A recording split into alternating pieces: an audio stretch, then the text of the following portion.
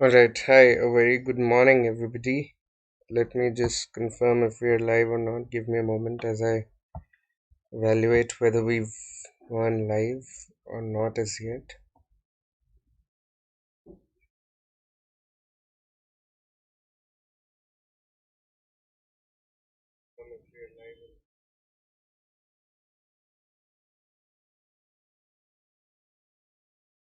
Yes, we're live. Okay, so welcome to another practice session on critical reasoning.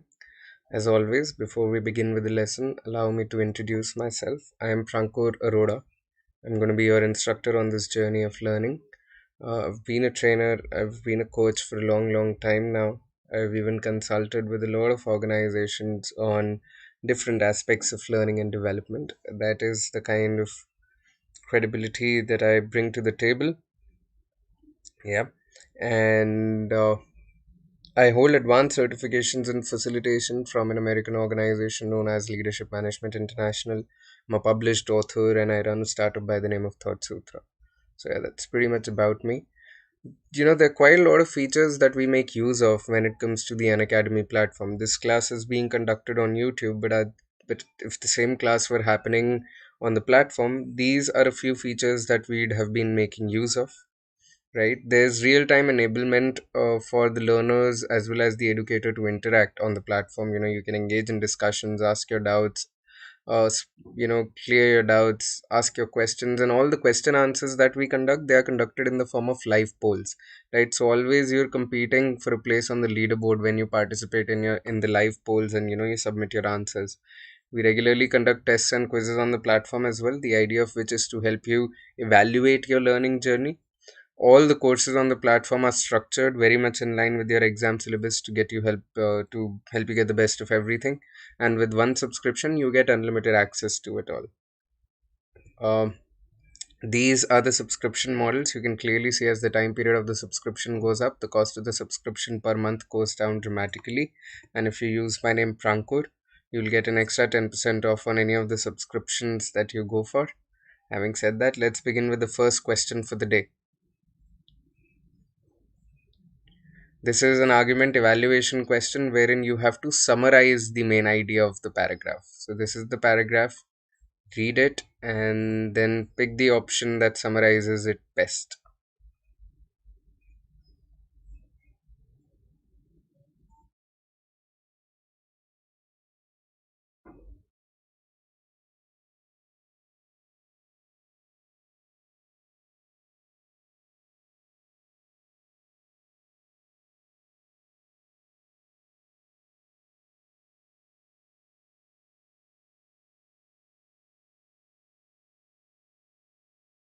Good morning, Shruti. Welcome to the class.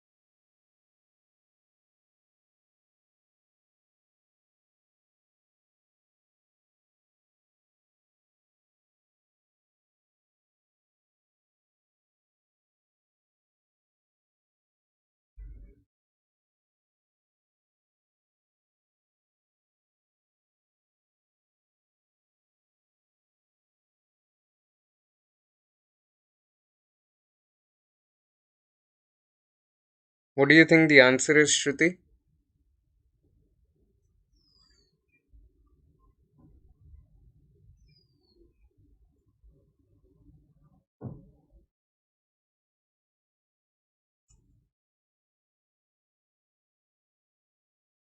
Asim says D. Alright. Hi, Prasanna. Welcome to the class.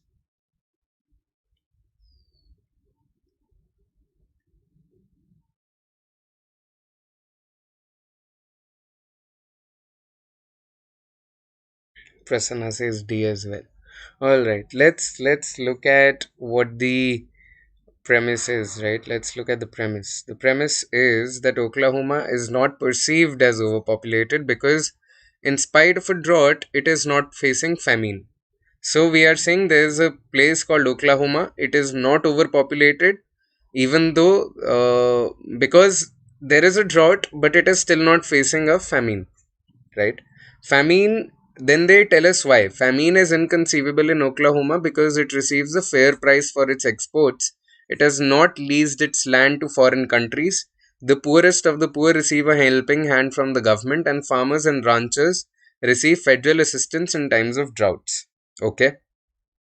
Then they conclude that it is a lack of these factors in Horn of Africa plus political insecurity in Somalia which explain the famine, not overpopulation.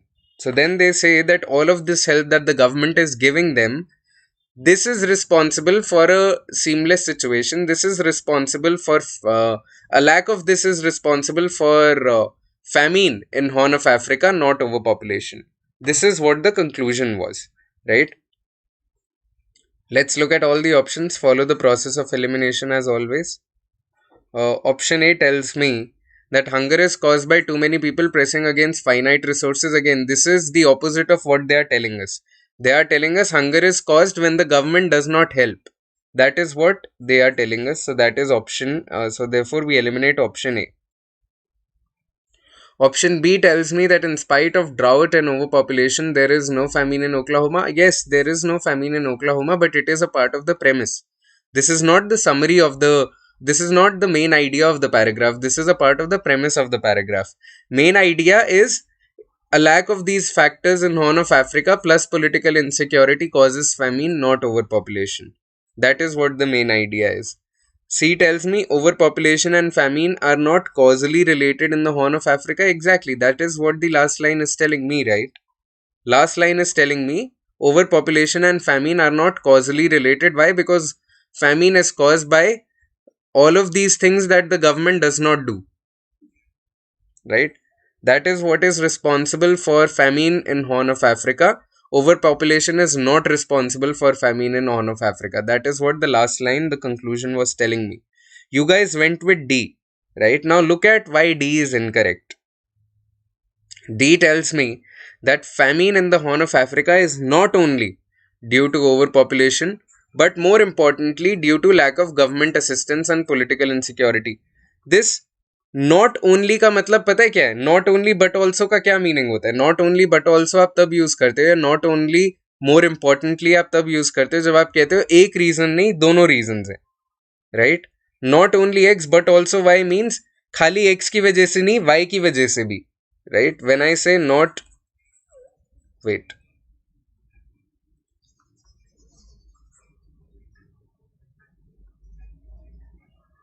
let me write it down and explain it to you. When I say not only X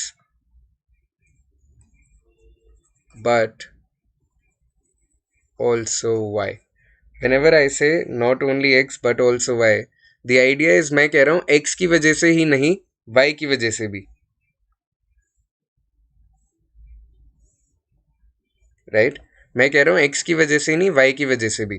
अब इधर ये क्या कह रहे हैं? Famine is not only due to over population, मतलब ये कह रहे हैं over population is one of the reasons, but the main idea of the paragraph is telling me the opposite. The main idea of the paragraph is telling me that lack of these factors plus political insecurity. Lack of government assistance is not true, but lack of government assistance is true, right? In Horn of Africa, they are saying lack of these factors. What are the factors? The factors are price of exports, leasing land to foreign countries, poorest of the poor receiving help from the government.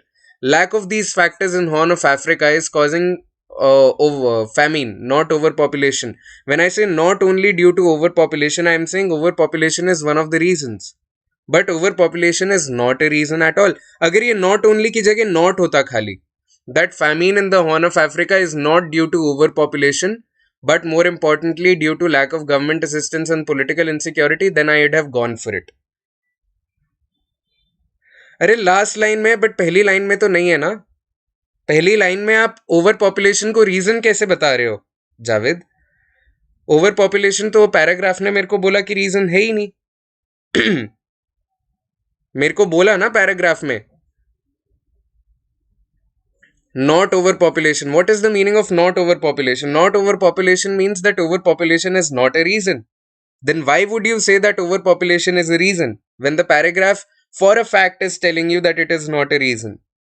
Are you getting my point? अगर ये not only की जगह not होता, then I would have gone with D. But ये not नहीं है, ये not only है. Not only का मतलब you are listing overpopulation as a reason. Alright, that is why I would not go with option D and I would go with C, which tells me that there is not a cause and effect relationship between overpopulation and famine that can be established. Okay, let's look at the next question now.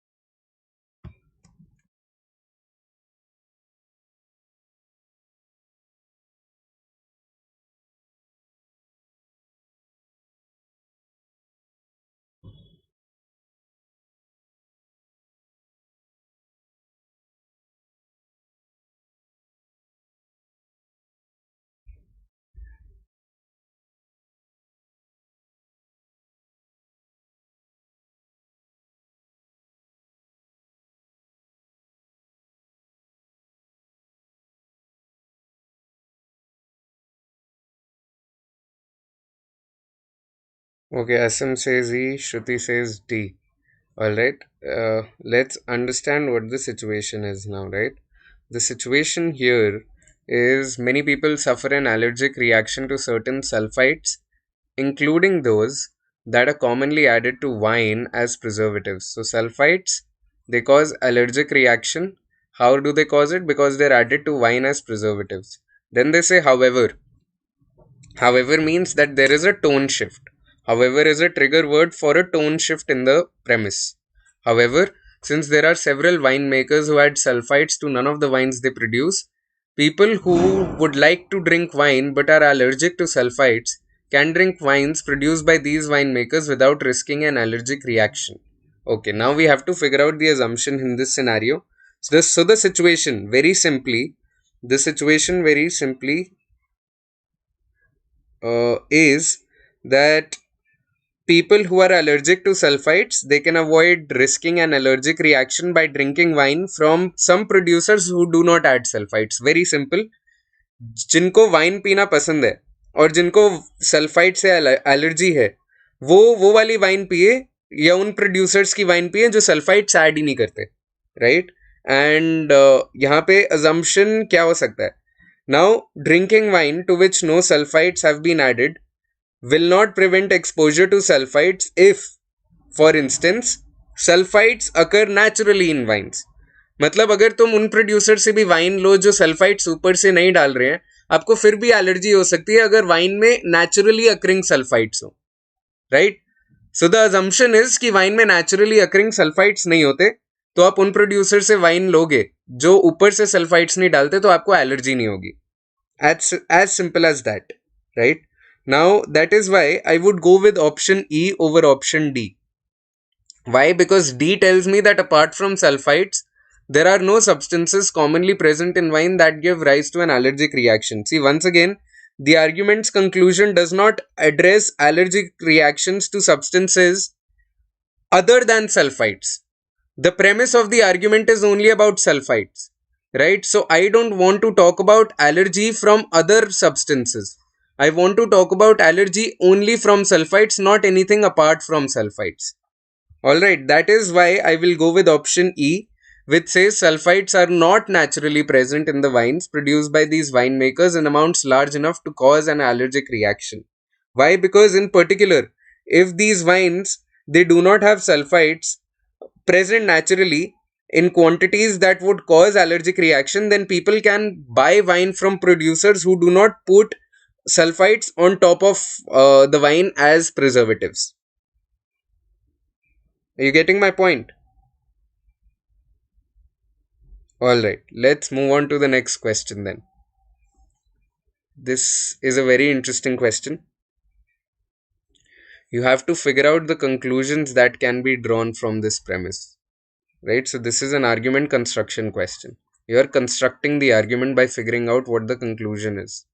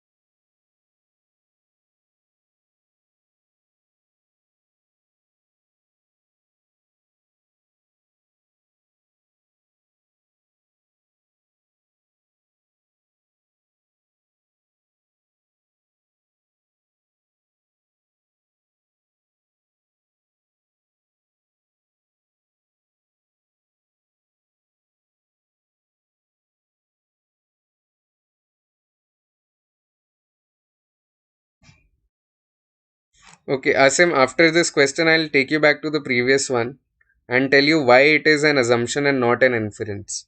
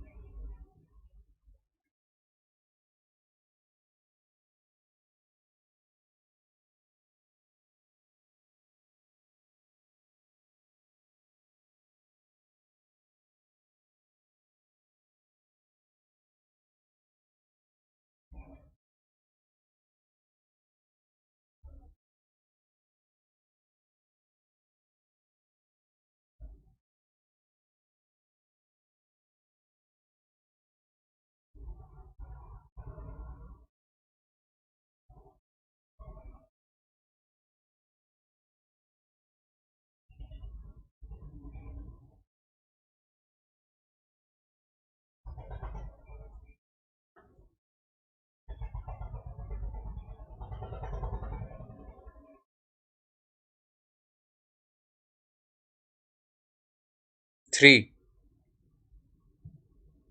Okay.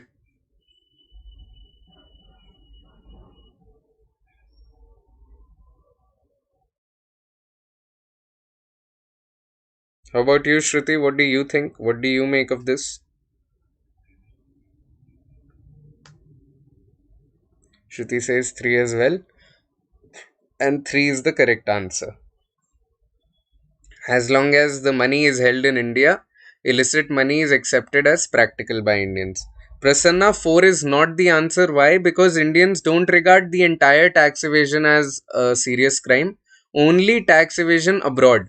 जो India में tax evasion कर रहे हैं, जो आप लोग अपने देखते होगे ना मूवीज में, people are putting money inside their mattresses, they're putting money inside their lockers. So tax evasion where you're putting money, where you are holding money inside your homes, that is viewed as a practical measure. So the entire tax evasion is not considered crime. Only tax evasion where you're holding money abroad is considered crime. Tax evasion at home is considered practical, right? Tax evasion at home is perceived as practical and not as a crime. Only holding money abroad is viewed as a crime.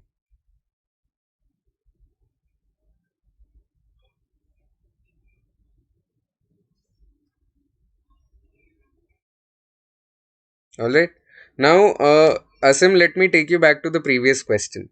Right here, you are saying that this is inference. Sulfites are not naturally present.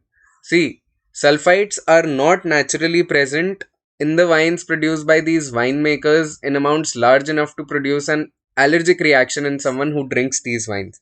When you are saying they are not naturally present, that is an assumption, that is not an inference.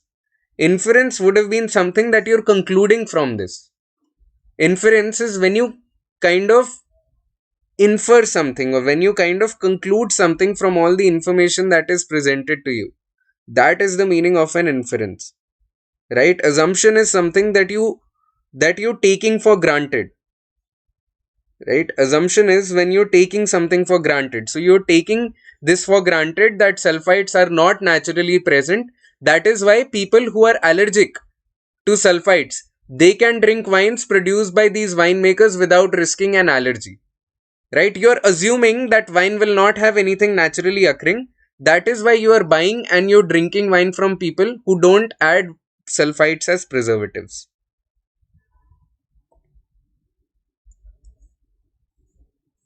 Okay, now look at this question. Which of the following, if true about a factory, when demand for its products is high, cast the most serious doubt on the conclusion above? So you have to essentially weaken the conclusion. This is a weakening question.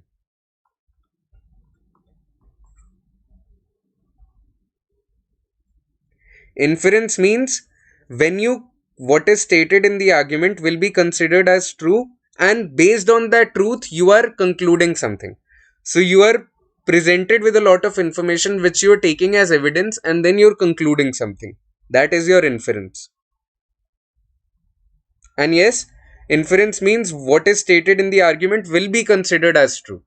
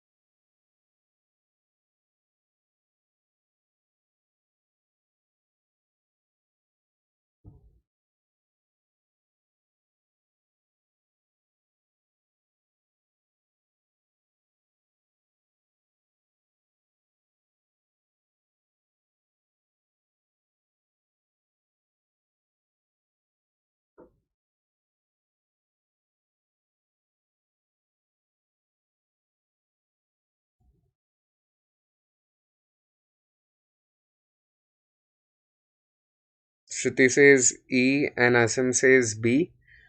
And okay, let's understand what the situation is first before zeroing in on the answer. The situation is that when demand is high, more money is spent on safety, and when demand is low, less money is spent. So demand high hai, demand low hai. When demand is high, more safety. When demand is low, less safety.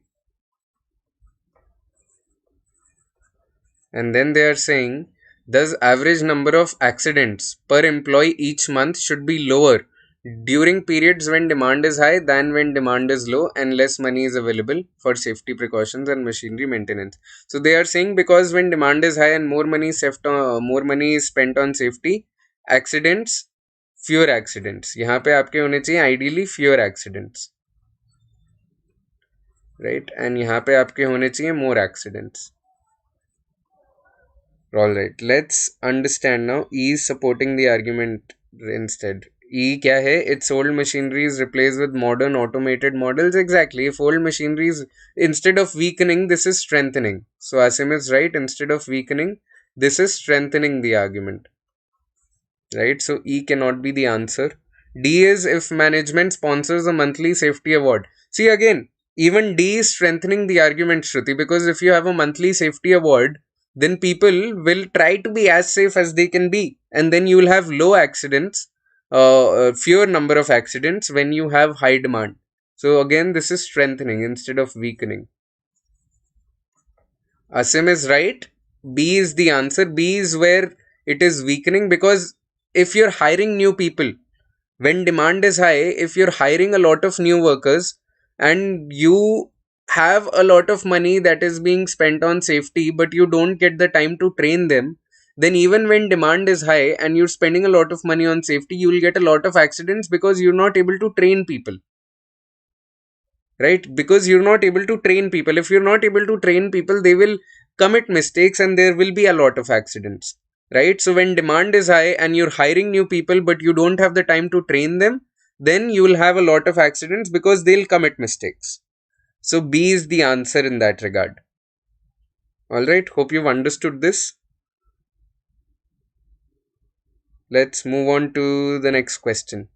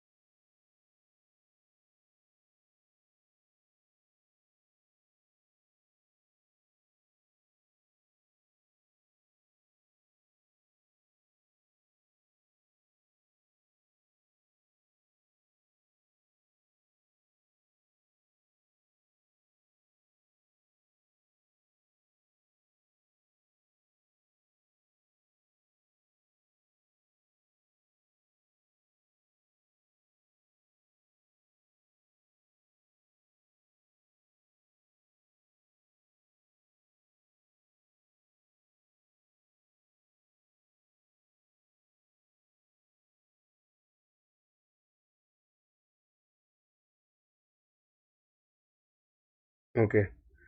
E is the answer according to you guys. Alright.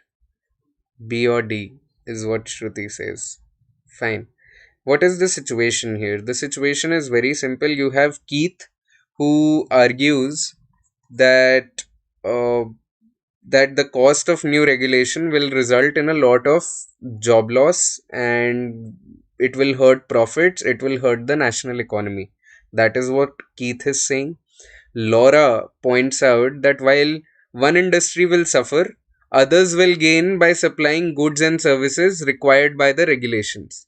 So Laura says that even though one industry is suffering, uh, it will help the economy because there will be other industries that will gain by supplying the goods and services that are required by the regulation, right? Now, what is the strategy that Laura is using in her counter argument? That is something that you have to figure out, right? Now, understand that Laura is using the same evidence. What is the evidence? Evidence is the $25 billion that will be, uh, you know, that will essentially be the cost, right? That will essentially be the cost of the compliance, right? That is the cost of compliance. Now, understand that she is making use of the same evidence, which is that $25 billion will be spent on meeting new regulations. But then she comes up with a different conclusion, right?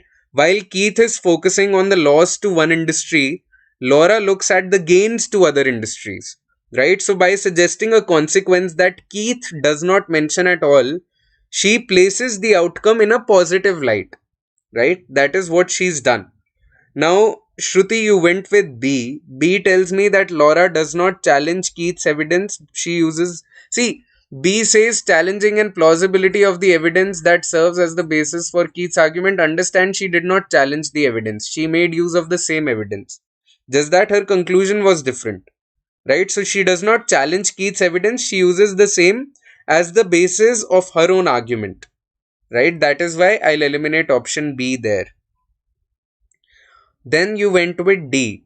D tells me reinforcing Keith's conclusion by supplying a complementary interpretation. Understand, she did not support or she did not reinforce Keith's conclusion at all. Instead, she rejects. Instead of reinforcing Keith's conclusion, she rejects Keith's conclusion, right? She rejects it. Laura rejects rather than reinforcing Keith's conclusion, and he notes the losses in jobs and profits that will harm the economy. So she did not compliment the interpretation of Keith at all. Instead, she went with the opposite. She pointed out that jobs and profits will be gained as well. Right? So that is why I'll eliminate option D there. And I'll eliminate option E as well. By because she does not agree with the main conclusion of the argument here. Laura does not agree with Keith's main conclusion. Instead, she argues that gains in other industries will compensate for the losses in one industry, right? So what Laura was doing was Laura was suggesting that Keith's argument overlooks a mitigating consequence. The statement, this one, C properly identifies the strategy that Laura employs in her counter argument, guys, because Laura points out that Keith did not consider that in this case, losses for one industry will mean gain for other industries. So that is the mitigating consequence that she is pointing out, that jobs and profits will be gained as well as lost. Losses in one industry will result in gains in the other industry is what Laura pointed out, and that is a mitigating consequence which Keith overlooks. Right? That is why I'll go with option C as the answer.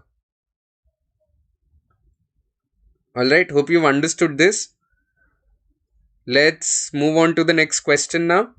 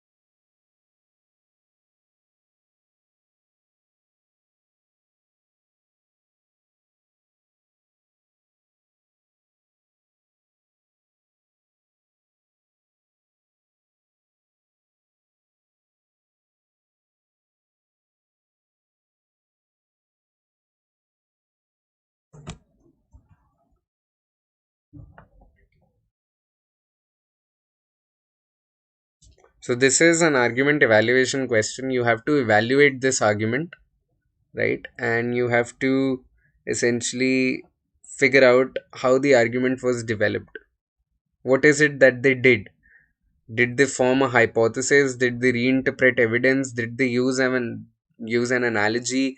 Did they speculate, or they pointed out differences? Out of these five, what do you think they did?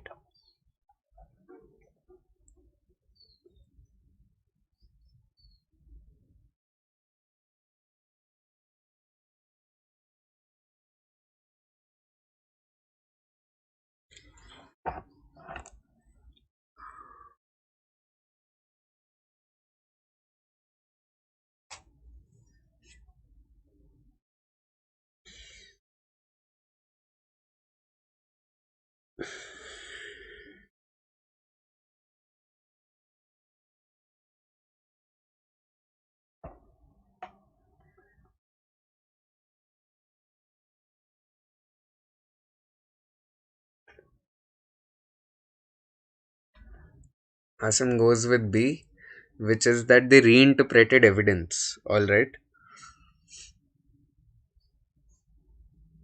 Shruti says A or B. Okay. So, what is the situation in the argument? What is it that the argument is telling us? The argument is telling us that there is a network of blood vessels in bats' wings, and this network is compared with a similar structure in the wings of the dinosaur Sandactylus to explain how the dinosaur flew. That is what they've done here. They've told us about a network of blood vessels in the wings of bats, and then they've compared it to the structure in Sandactylus, and they have tried to explain that it is because of this network of blood vessels that they flew in a significant fashion, that they flew by flapping the wings, not just by gliding. So they explained how the dinosaur Sandactylus flew. That is what they've done, right? Prasanna also said B. Okay. Now, how is the argument developed? Right? How is the argument developed? Now, let's look at the first line. Network of blood vessels serve only to disperse heat generated in flight. This heat is generated only because bats flap their wings. So, initially, they show that a physical characteristic of bats' wings is directly related to their style of flight, right? That they flapped their wings, right? And it generated heat, and that is because of the physical network of blood vessels that they have, right? After this, they say paleontologists' recent discovery that the winged dinosaur Sandactylus had similar network in the skin of its wings provided evidence for the hypothesis that Sandactylus flew by flapping, not just by gliding. Now, then the author argues that there is a similar structure in the wings of Sandactylus, and that is evidence that the dinosaur had a style of flight similar to that of bats. उन्होंने क्या बोला कि भाई bat का एक network है, उसकी वजह से बैट ऐसे फ्लैप करके उड़ता है. फिर उन्होंने डायनासोर के बारे में बताया कि डायनासोर के पास भी सेम नेटवर्क है, सेम स्ट्रक्चर है, तो वो भी बैट्स की तरह ही उड़ते होंगे. That is what the author concluded, right? So the structure of the argument is that they are comparing, right, or that there is an analogy here, that there is a known phenomenon in bats, and then there is an unknown phenomenon in Sandactylus. Through the known phenomenon in bats, they are concluding about an unknown phenomenon in Sandactylus. Alright, so C is the answer here. Right? This statement identifies that the argument was comparing the wings of bats to the wings of Sandactylus in order to draw a conclusion about how the dinosaur Sandactylus flew, which is unknown to us. Are you getting my point? Option B tells me that reinterpreting evidence that had been used to support an earlier theory, understand that the evidence of the blood vessels in the wings is used to support only one theory. There is only one theory that is being supported. There is no earlier theory and the latter theory. There is only one theory that they are trying to get at, which is Sandactylus flew by flapping its wings as well as by gliding. No evidence is discussed in relation to any earlier theory. The theory about bats is evidence. It is not a theory that the argument is presenting us with. It is evidence. ठीक है?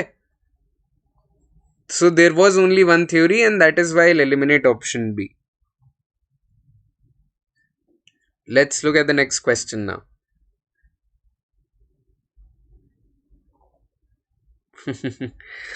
So ठीक है Asim, you're getting most of the questions right. It's okay to get the tough ones wrong so that your practice, your level of skill when it comes to reasoning keeps on increasing, right? We have to increase the level of difficulty so that your skill also goes up.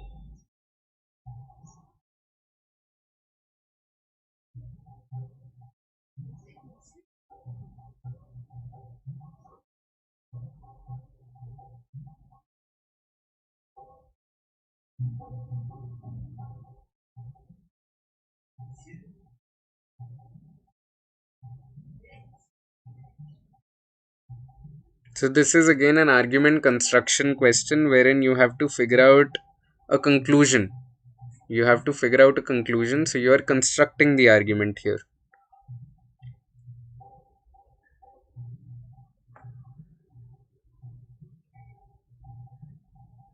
E लग रहा है. Okay.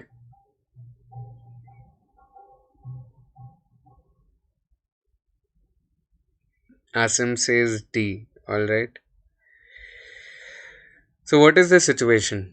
Although aspirin has been proven to eliminate moderate fever, many doctors no longer routinely recommend its usage. Why? Because a moderate fever stimulates the activity of the body's disease-fighting white blood cells and also inhibits the growth of many strains of disease-causing bacteria.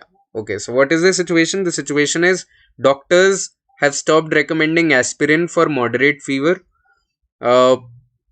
Why? Because moderate fever activates the immune system and hinders the growth of disease carrying bacteria, right? So that is why they've stopped recommending aspirin.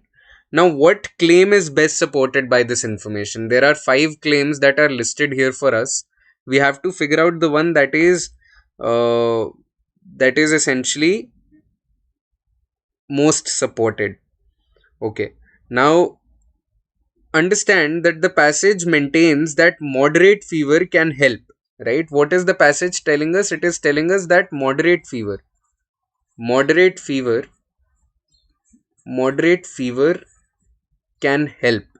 That is what the passage is telling us, right? That the moderate fever helps by activating the immune system and then it inhibits the growth of bacteria that causes disease, right? and aspirin, it suppresses moderate fever.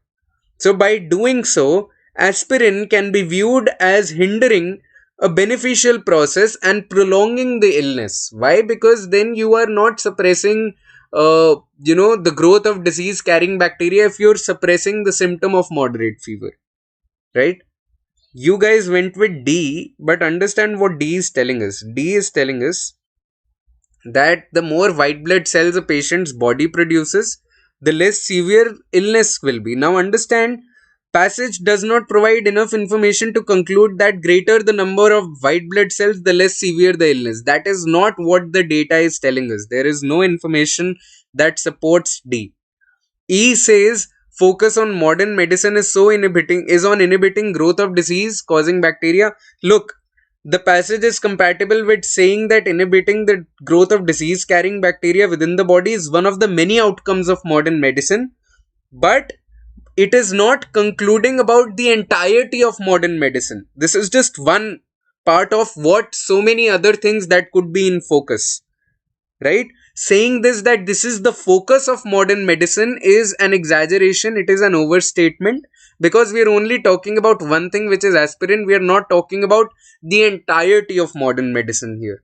So I'll eliminate E. What I'll go with is option B, which says aspirin can prolong a patient's illness by eliminating moderate fever, which is helpful in fighting some diseases. Right? It properly identifies a conclusion that can be drawn that aspirin, it suppresses moderate fever, and moderate fever suppresses the growth of disease causing bacteria. So aspirin can be viewed as hindering moderate fever, which is beneficial to us. So yes, if aspirin hinders moderate fever, then it is prolonging the illness, because now the growth of many strains of disease causing bacteria can keep on growing. Alright, so I'll go with option B. Asim, you went with C. Okay, C says aspirin inhibits the growth of white blood cells, which are necessary for fighting. Alright, I'll tell you why. Understand that moderate fever promotes the activity of white blood cells. Right? According to the passage, moderate fever promotes the activity of white blood cells, so it is fair to conclude that suppressing the fever with aspirin affects the activity of white blood cells. Right? The passage gives no evidence, however, regarding whether the suppression has anything to do with aspirin's effect, if any, on the growth of white blood cells. Aspirin does not inhibit the growth of white blood cells. They are talking about aspirin suppressing the activity.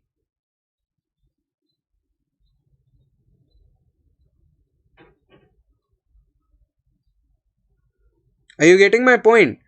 The passage is about the activity of white blood cells, and we know for a fact that aspirin affects the activity of white blood cells, but there is no information in the passage that tells me whether aspirin inhibits the growth of white blood cells. This portion, inhibiting growth of white blood cells, is not given to me in the passage. No information regarding this is given to me in the passage. Right? That is why I'll eliminate C. Okay, with this we come to the end of today's class. I'll continue the same lesson tomorrow, again at 10 o'clock in the morning. These are some of the high achievers of Unacademy's class of 2020. Today we are beginning with this particular batch. You can check out these educators on the platform and see whether you'd want to learn from them or not. Right? And yeah, there's that.